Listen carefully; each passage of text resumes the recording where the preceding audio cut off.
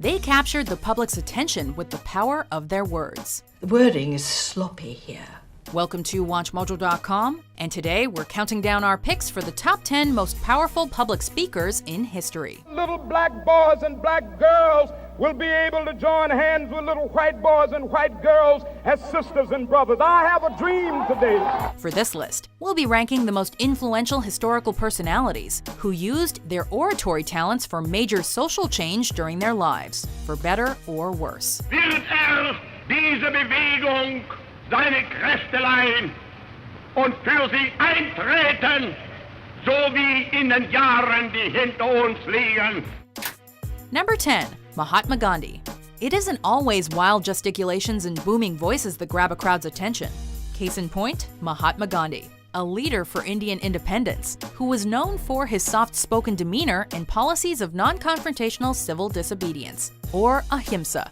To gain independence, we must prove worthy of it. One of Gandhi's most famous speeches, Quit India, saw the leader call upon Indians to utilize passive resistance against British occupation of the country and decline to participate in World War II. This practice involved boycotts of British products, including government schooling, while Gandhi himself went on fasts and hunger strikes, which often left him severely weakened. That's why I have so much tolerance for the other scoundrels of the world. Nevertheless, Gandhi caused significant social change by backing up his compelling speeches with actions, making him an enduring figure in historical public speaking. All that has happened is that I've grown a little thinner. Number 9. Marcus Tullius Cicero. Ancient Rome, a legendary empire, hailed itself as the pinnacle of government and culture, and in turn influenced Western civilization. The texts from this era that survive give an idea of the compelling arguments used by preeminent figures of the day. One of these was orator Marcus Tullius Cicero. We are all of us imperfect in our way. He was taught in both Latin and Greek, meaning he learned from yet another important culture, which had great speakers like the first citizen of Athens himself, Pericles. It was that grasp on language that allowed Cicero to translate much of Greece's rhetoric into Latin. It always comes to this. Cicero was also involved in government and law, where he utilized rhetoric to convince all who listened of his arguments, including the generations of politicians, lawyers, and public figures who study his work today. The words of Cicero, powerfully relevant 2,077 years later. Number 8. Margaret Thatcher. The history and the destiny of our countries have been and always will be inextricably intertwined. Early in her career, Thatcher was quoted as saying, quote, "I don't think there will be a woman prime minister in my lifetime," but she was obviously proven wrong. Taking office in May of 1979, Thatcher was quickly nicknamed the Iron Lady. They're welcome to call me what they like if they believe that we should ignore the buildup of Russian military strength. Thatcher was the first woman to be British Prime Minister, and also held the position the longest out of anyone in the 20th century. Thatcher's longevity as PM is in part thanks to her controversial and unyielding style of speech and leadership. When evil has to be overcome, then Britain will take up arms. Indeed, public opinion of Thatcher's policies on deregulation, labor, and privatization of businesses was so strong that her influence continues to be felt today, both in Britain and around the world. Where there is discord, may we bring harmony. Where there is error, may we bring truth. Number 7. Ronald Reagan. I know it's hard to understand, but sometimes painful things like this happen. It's all part of the process of exploration and discovery. The 40th President of the United States may have first found fame as an actor. I won't take charity. But his legacy as America's Commander-in-Chief earned him the nickname the Great Communicator.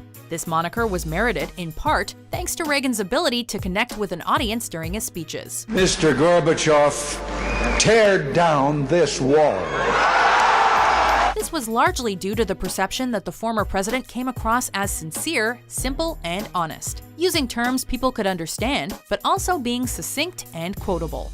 The country may not have always agreed with Reagan's policies, but they almost always paid attention whenever he took the podium for a speech. But if history teaches anything, it teaches that simple-minded appeasement or wishful thinking about our adversaries is folly. Number 6. Nelson Mandela.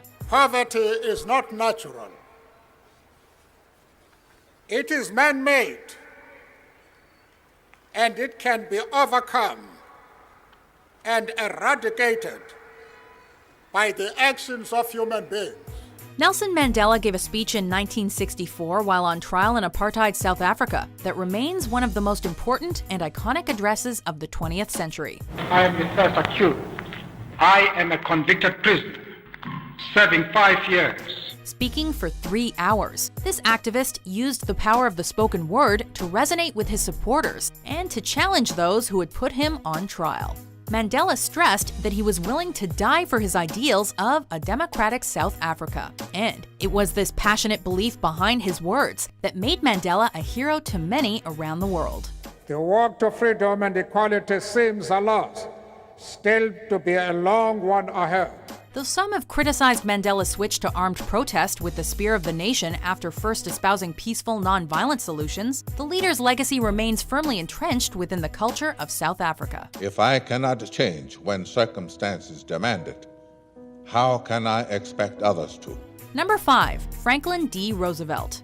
Roosevelt's public speaking style is perfectly encapsulated by the fireside chats, a series of radio broadcasts that he used to discuss directly with the American people such issues as unemployment, finance, and the costs of fighting a war overseas. These chats led the United States through both the Great Depression and World War II during his tenure as president. Hostilities exist.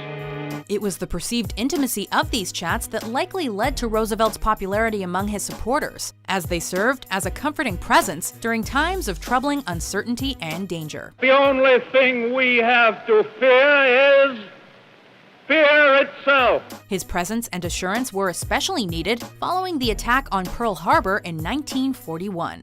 In under 8 minutes, he gave what is known as the infamy speech, convincing almost everyone that it was time to proclaim war. Number 4. Adolf Hitler. Deshalb friedfertig sein und mutig zugleich.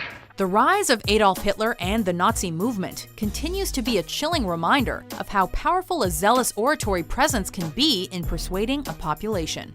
Indeed, Hitler made over 5,000 speeches in his lifetime and was instrumental in one of the most deplorable periods in history through an almost supernatural ability to tap into the fears and prejudices of an entire nation. Aber alle diese Verräter werden bezahlen. Mit ihrem eigenen Blut werden sie bezahlen. Charisma and presence were just 2 of the ingredients needed to spark the powder keg that became World War II Germany. I'm forming a provisional Reich government. I will be in charge of the police. General Ludendorff will be in charge of the army. However, it was also Hitler's ability to find the right things to say at the right times that managed to strike at the hearts of German citizens. Wir stehen fest zusammen für unser Deutschland. Und wir müssen fest zusammenstehen für dieses Deutschland. Number 3. Martin Luther King Jr. I have a dream that one day this nation will rise up and live out the true meaning of its creed.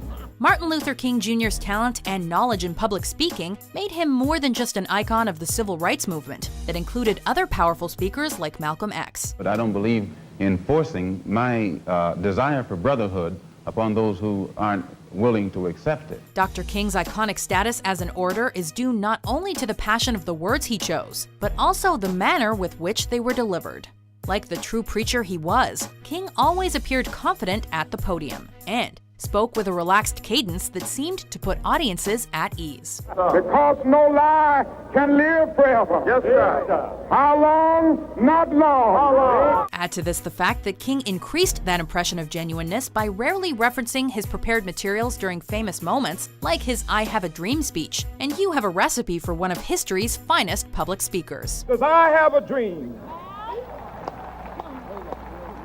that my 4 little children will one day live in a nation where they will not be judged by the color of their skin, but by the content of their character. I have a dream today. Number 2. John F. Kennedy. Let all our neighbors know that we shall join with them to oppose aggression or subversion anywhere in the Americas.